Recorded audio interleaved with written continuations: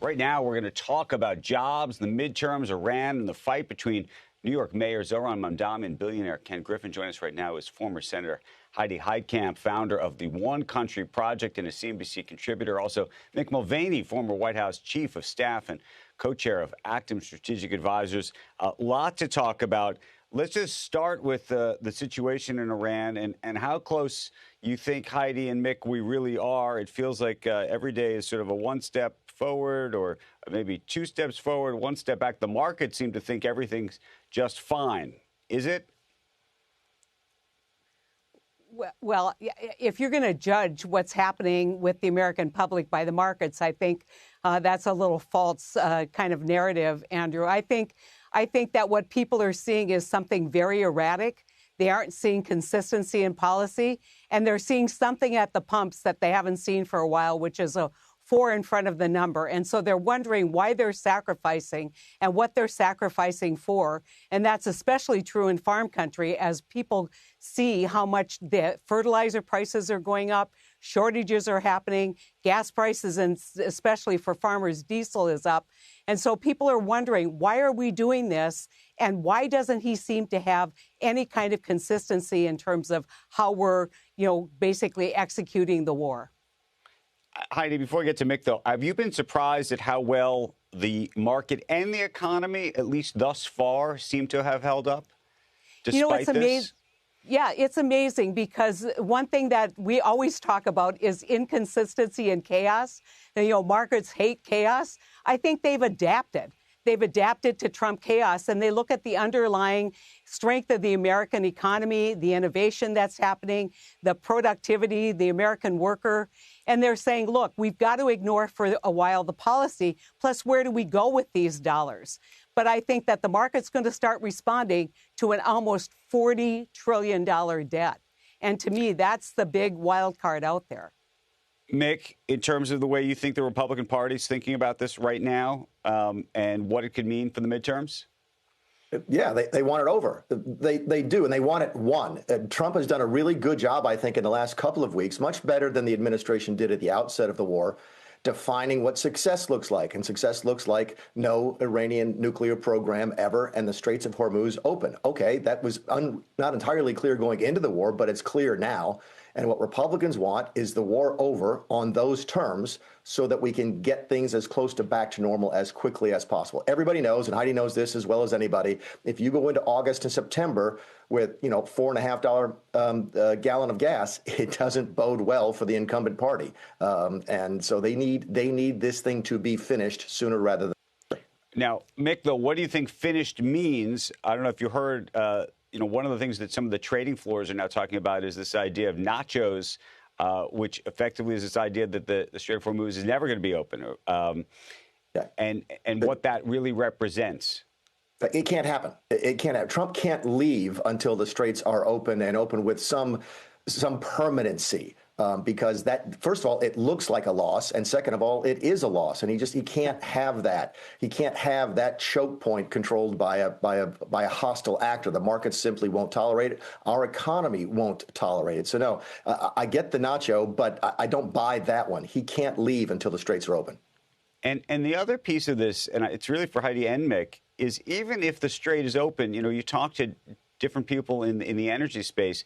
They think that it could take months, maybe as much as 4 or 5 months before you actually get prices back to where they were prior. It's not just going to be a quick drop off. We've had these sort of quick drops, but in terms of how the sort of energy space really works and how you think that what do you think that portends for how you think about the midterms? Yeah, in fairness, I think a couple of months might be too short. Folks I've been talking to said that someplace between 10 and 15% of Qatari gas production is offline for at least the next several years. Yes, we'll be able to fill some of the gap in time, but not in 2 or 3 months. So there are structural damages here done that I don't think get fixed just when Trump says the war is over. This is not a light switch situation. We're not going back to $2.50 a gas here in the next 3 months. The question is, can you sort of try to sell to voters from a political standpoint that things are going to get better? Right now, that's a really tough sell.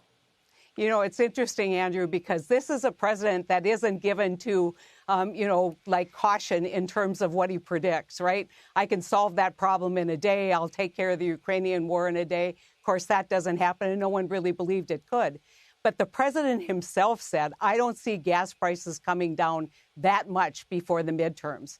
And I think he understands he needs to set expectations, because if he promises $2, a 2 in front of that number, he's not going to achieve that goal. And it's so transparent to the American consumers. But the bottom line is, I don't think that you can achieve the goal of eliminating the enriched material without putting boots on the ground. The minute he puts boots on the ground, that's where isolationists, people like the people I grew up with, who do not want another foreign war, that's when they go ballistic. And so that two-pronged success test that Mick just talked about, I don't think it's possible. Heidi, let me pivot just for a second to a different topic. Relates to politics, though, in a big way, and ultimately, I imagine, could become a talking point during the midterms, even though this particular politician is not up for election and isn't necessarily a national figure per se, and that is Mayor Mamdani and this battle going on between himself and Ken Griffin. He's tried to sort of soften his words, I think, in recent days, but it's become a national story. And I just wonder how you think the Democrats are going to be thinking about him and that. I've said this a couple times. What I tell people is I don't know what the mayor of New York has to do with the people of North Dakota and how they vote. But you know that this is going to be played one off the other. The one thing that I will tell you, and you're seeing it play out in a courtroom in Oakland today, or starting again next week, you see it even in your book. We're in a gilded age, and people are starting to be very resentful of people who aren't taking responsibility, but have had tremendous success in this economy. And that's what Mamdani is reflecting. And so, the greed and the hubris and to me, my advice to billionaires out there is say, yeah, I don't like what you're doing, but how can I help? How can I help the American economy and the American middle class recover? And you don't see that as a reaction. And the smartest thing they could do is actually sit down and have a conversation. Heidi, but in this particular instance, and I'm sorry, I'll go to Mick in just a second. In this particular instance, I think that he chose the wrong person to pick on. Yeah. And the reason I'm specifically mentioning that is both not just the jobs that he's created in New York and the possibility of him bringing him to Miami, which unto itself is a problem if you're a taxpayer in New York and you want good-paying jobs there. But he's been one of the most philanthropic in New York. And not just that, by the way, he's been a Republican who's been critical, one of the few CEOs in America who's been critical of this administration. I mean, he's just sort of all of the people that the Democrats in New York could pick on, this is the wrong guy. Well, and the other thing, Andrew, I would add to that, he didn't like what was going on in Illinois and decided to walk with his feet to other places in the country. And you need to be careful. And the one thing that he did say that I think we all need to ratchet down the rhetoric. He said, you've put a target on my back. And for that, I have great sympathy.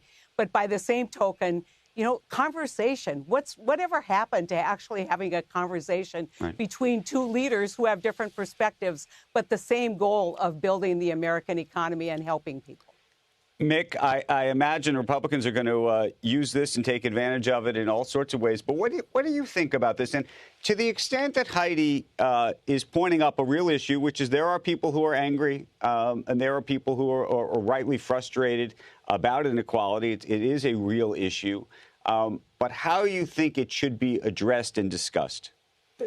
Look, is communism the answer to that question? If you agree that that's an issue, is communism the answer? Look, I hope they do his whole agenda, the whole soak the rich thing, the government ownership of grocery stores. I really do. It's part of that American experiment. Maybe Zoran Mamdani is the communist who gets it right. Maybe he's smarter than Lenin and Stalin and Castro and Chavez. I mean, maybe he will be the one who can prove that communism can last. My guess is it doesn't. It's never lasted more than 2 or 3 generations anyway. But the great part about being in America is you can try different things.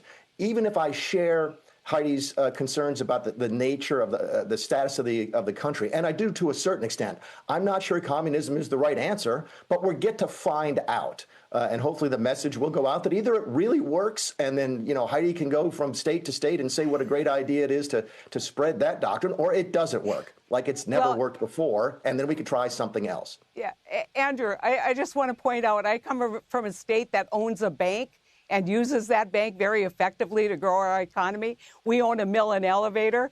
And so when you talk about communism, what does that look like?